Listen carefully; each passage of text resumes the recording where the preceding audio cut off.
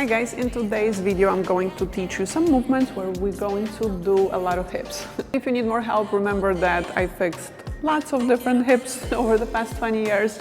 So if you want to learn with my feedback guidance, personalized system to get you from avoiding the dance floor to feeling comfortable moving your body in front of other people, book a free consultation with me. I will include the link in the pinned comment. Let's do it. First move, and in general, this is what we'll be using a lot when it comes to hips. You have to be comfortable rolling the hips or rotating the hips. So it all starts with the isolations. We're going to start with the knees bent. I want you to be very comfortable with this little exercise first. You're going to bring the pelvis forward, then to your left, then back and to the right. So we create those 4 points around you. And this is the foundation for our hip roll.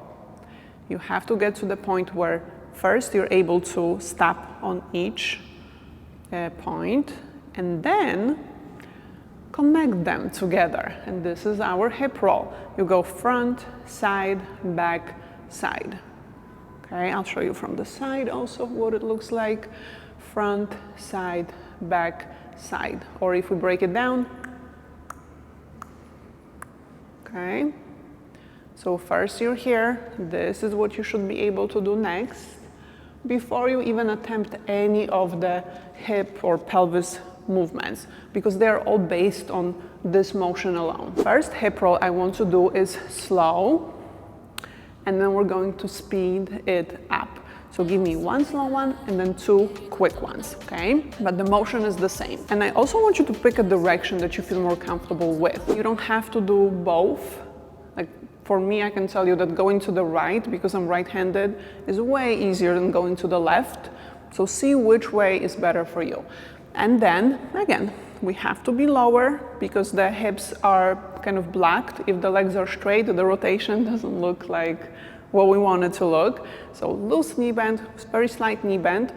And then we have 1 slow roll, 2 quicker ones. And then again, repeat it. 1 slow, quick, quick, and slow, quick, quick. This is our foundation of the first movement. If you have that, on those on those quick rolls, you can change levels and drop the body lower with each roll, okay? So you're staying kind of still knees are loosely bent, slightly bent. You're doing 1 slow one, same level, and then drop down, down. Again, slow, quick, quick. The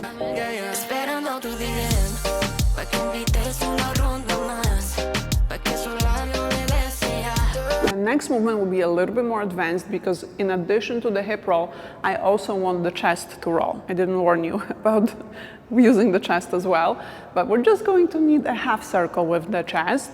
And this is what it looks like. We're going to start pushing the chest diagonally forward. You can pick whichever direction you like. Push it forward, belly goes in, shoulders go back. Stay in this weird, uncomfortable position. Bring the chest over to the other side and then relax. Okay, so again, push, keep it out. As you're twisting the body, relax at the end. 1, 2. 1, 2. This is what we want it to look like. So it's a little half circle in the front. When you're practicing, make it bigger because we need the body to stretch a little bit. We need to get that range of motion. But when you use this movement on the dance floor, I don't want you to make it huge because it will look ridiculous. So then we can tone it down once you have the movement. So very slight, small half circle. Okay, we're going to roll the hips twice. And because I want to keep it simpler, let's use that faster roll from that first movement that we did when we were dropping down, okay? So that part will be the same, but the combination will look different because it's a, upper body with the lower combo. We have chest roll, and then hip, hip. And then you can start again. Chest roll, relax, hip, hip. One more time, chest roll, and hip, hip.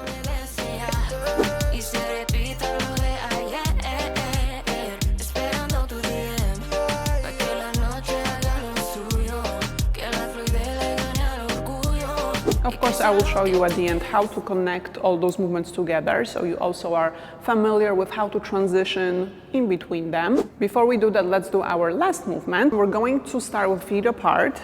Again, knees are slightly bent, and we're going to take one hip, bring it forward slightly, kind of like we're starting figure eight. If you're familiar with that motion, it was going like this, but this is not going to be figure eight. We're going to angle the hip to kind of go towards the corner, front corner of the room, and then bring it over to the back corner. And then you'll repeat it. So it's 2 rolls on one side, and then we'll switch to the other hip. Front corner, smoothly bring it back to the back corner. Front, back. So we have roll and roll, other side, roll and roll. Very important here, and this is a common mistake that I see, I don't want you to start with the hip to the side, because look what it does to our hip roll. It like cuts the roll in half. We don't have enough space to go back, so then that roll is basically disappearing. So you want to give the hip enough room to rotate back. That's why we want to bring it forward first. So this half circle here, you have more space, okay? So we have roll, roll, then other side, same thing. Push it forward first before you push it back. And don't worry about what the legs are doing. The knees will kind of adjust to the hip roll. You might see some like weight shifting. It will happen automatically. Focus on being a little bit lower with the body, and then just drawing those half circles with the hips. Sabía que era ese hombre que me hace reír y me hace creer.